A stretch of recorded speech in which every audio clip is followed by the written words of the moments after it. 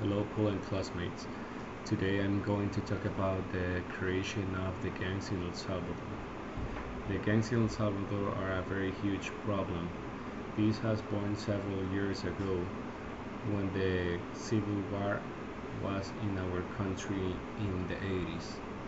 The civil war leaves a lot of disintegrated families and forced a lot of people to immigrate to the United States, especially teenagers and young people.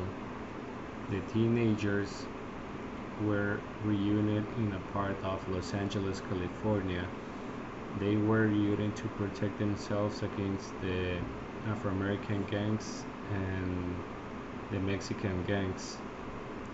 They start to fight for the territory and they commit a lot of regular crimes. In that time, they were deported to El Salvador again. So when they came back to El Salvador, they will call it homies. The homies were the leaders of the gangs, and in that moment was when the gangs started in El Salvador. The homies were the leaders of the gangs and start convincing the kids and the teenagers of the hood to become part of the gang. The name of the gangs is related to the streets that they government in the United States, that it was the 13th and the 18th Street in Los Angeles, California.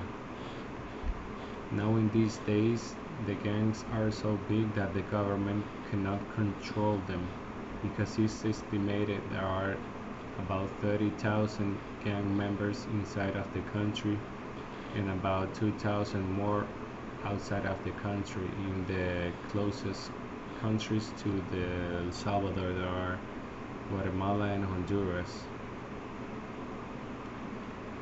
The gang were born in the United States and rises in our country El Salvador.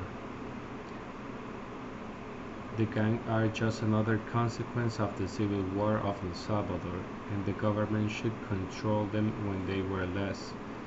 Now all the Salvadorians are suffering that particular problem, and all the Salvadorians together, unit with the government, are the ones that can fight for our security.